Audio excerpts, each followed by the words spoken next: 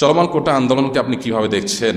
আমরা এর আগে আমাদের একটা লাইভ অনুষ্ঠানে বলেছিলাম যে মৌলিকভাবে কোনো মানুষ পিছিয়ে আছে, দুর্বল, অসুস্থ, তাদেরকে ছাড় দেওয়া, অগ্রাধিকার দেওয়া এটা দোষের কিছু না, এবং সেই সাথে বিশেষ কোনো অবদান কেউ রেখেছে তাদেরকে প্রণোদনা বা বিশেষ কোনো সুবিধা দেওয়া এটা মৌলিকভাবে দোষের কিছু না।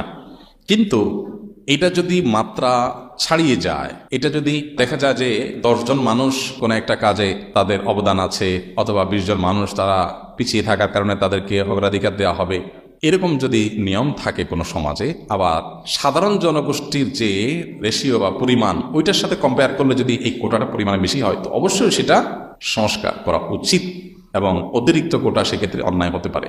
এই সমস্ত ক্ষেত্রে আমাদের দেশে সাধারণত রাজনৈতিক বিবেচনাতে ডিসিশন নেওয়া হয়, মানুষের স্বার্থ সাধারণত বিবেচনা করা হয় না। এটা খুবই দুঃখজনক এবং বেদনাদায়ক অধ্যায়। দেখুন, নবী করিম সাল্লাল্লাহু আলাইহি সাল্লামের সাহাবায়ে কেরাম যারা জিহাদ করেছেন বা যারা বিভিন্ন অবদান রেখেছেন দ্বীনের জন্য, তাদের আল্লাহর বিধান অনুযায়ী জিহাদ থেকে লব্ধ যে সম্পদ সেগুলো বন্টনের ক্ষেত্রে তারা ভাগ পেয়েছেন। এর বাইরে রাষ্ট্রীয় সম্পদ থেকে বা অন্যান্য কিছু থেকে নবী করিম সাল্লাল্লাহু আলাইহি সাল্লাম তাদের বংশধরদেরকে ফ্যাসিলিটিস দেওয়া এটা করেন নাই। আমাদের দেশে কোটার ক্ষেত্রে একটা জায়গা দিয়ে আমার গুরুত্বপূর্ণ আপত্তি আছে, এবং আমার আপত্তি করার কারণে হয়তো এক শ্রেণীর মানুষ তারা আবার সেটা নিয়ে আপত্তি করবেন। সেটা হলো, আমাদের দেশে মেয়েদের চাকরি দেওয়ার ক্ষেত্রে কিছু কিছু জায়গায় তাদের কোটা এত বেশি রাখা হয়েছে যে ছেলেদের মধ্যে বেকারত্বের পরিমাণ দিন দিন বাড়ছে। এই যে আপনার নার্সিং পেশা মেয়েদের কোটা অনেক বেশি, যার কারণে ছেলেরা চাইলেও এখানে রোগীদের সেবার কাজে আসতে পারছে না। মেয়েদের তারা দিনদারিতার মধ্যে থেকে তারা কাজ করতে পারে, তাদেরকে সুযোগ দেওয়া উচিত, তাদের জন্য এই সমস্ত কাজের ক্ষেত্রে ফ্যাসিলিটিস দেওয়া উচিত। শুধু কোটা না, ওখানে মেয়েদেরকেই একমাত্র অ্যাক্সেস দেওয়া উচিত, ছেলেদের দেওয়া উচিত না। যেমন মেয়েদের যেখানে সার্ভিস হবে এরকম জায়গায় মেয়েরাই শুধু অ্যাক্সেস পাবে। এটা ইসলামের কথা বলে,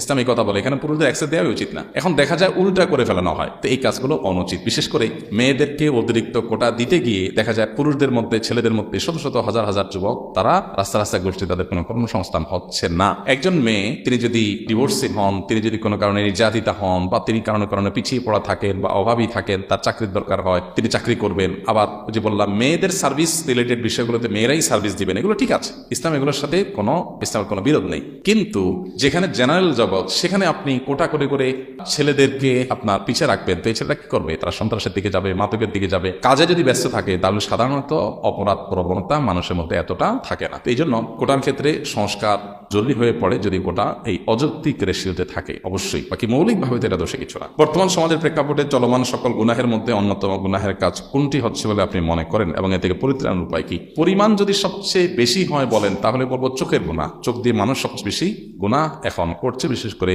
সোশ্যাল মিডিয়া ইত্যাদির কারণে। আর ভয়াবহতার বিচার যদি বলেন কোন অপরাধ ভয়াবহ অপরাধের মাত্রা আমাদের মধ্যে সবচেয়ে বেশি, তাহলে আমরা বলবো গুনাহের মধ্যে, কবিরা গুনাহের মধ্যে হারাম ভক্ষণ করা, মানুষের হক নষ্ট করা, এগুলো আমাদের মধ্যে সবচেয়ে বেশি। আমাদের সমাজে বিশেষ করে বেশিরভাগ মানুষই আলহামদুলিল্লাহ চুরি, ডাকাতি, মাদক সেবন, মানুষ হত্যা করা, এরকম বড় বড় মোটা দাগে কবিরা গুনাহগুলোতে লিপ্ত হয় না। তাহলে বেশিরভাগ মানুষ যেই কবিরা গুনাহ লিপ্ত হয় সেটা হলো নামাজি হয়েও মানুষের হক নষ্ট করছে। আপনি মসজিদে আসছেন, জুতা রেখে আসছেন, একজনের জুতার উপরে আপনার জুতাটা রেখে আসছেন, আপনার জুতা কাদা দিয়ে হেঁটে এসে তার জুতার উপর রেখে আসছেন, তাহলে তার জুতাটাকে ময়লা করে দিয়েছেন, আপনি তার হক নষ্ট করেছেন। আমরা খেয়াল করি না হয়তো বা রাস্তাঘাটে চলতে ফিরতে প্রতিবেশী, আত্মীয় স্বজন, কলিগ, সহকর্মী, সহযাত্রী, সহপাঠী, এমনকি মসজিদে এসেও দেখা যায় আমি পাশে মুসল্লির হক নষ্ট করছি, জোরে জোরে তেলাওয়াত করতে ডিস্টার্ব হচ্ছে।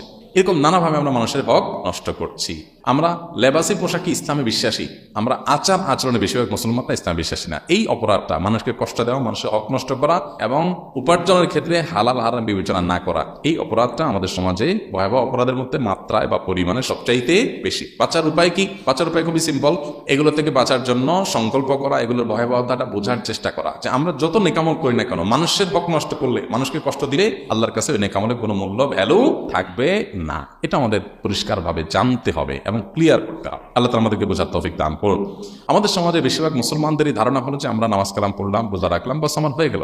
আল্লাহ নারাজ হোক, বান্দা নারাজ হোক, মানুষের ক্ষতি হোক, জমি জমা, আপনার উপার্জন, তারপরে যায় চাকরি বাকরির ক্ষেত্রে সুদ ঘুষ, এগুলোর বাস বিচার আমি করলাম না, যা খুশি তা করলাম। এই জন্য দেখবেন যত দুর্নীতিবাজ ধরা পড়ে, যদিও বেশিরভাগই আপনার দাড়ি ছাড়া, টুপি ছাড়া, ইসলামী পোশাক ছাড়া, কিন্তু কিছু কিছু আছে দাড়ি টুপি ইসলামী পোশাক সহই ধরা পড়ে। আমার তাদের দেখা যায় হজ করে, উমরা করে, তাদের বিভিন্ন ছবি সোশ্যাল মিডিয়াতে আপনার ছড়িয়ে পড়ে। তো একটা লোক আল্লাহর প্রতি বিশ্বাস করে হজ উমরা করতেছে, সে আবার কিভাবে দুর্নীতি করে, সে কিভাবে হক নষ্ট করে, কিভাবে মানুষের অধিকার নষ্ট করে? এটা তখনই হতে পারে যখন ইসলাম সম্পর্কে সঠিক ধারণা তার না থাকে। এই জন্য ইসলামটা বোঝার চেষ্টা করা, যে আল্লাহ তাআলা কিসে খুশি হবেন, কিসে বেজার হবেন। আমি চুরিদারি করে এরপরে ওইটা গাদা রাস্তা দান করে দিলাম, হজমরা করে ফেললাম, এটাতে রিকভার হবে না। আল্লাহ আমাদেরকে ইসলামটাকে বোঝার তৌফিক দান করুন।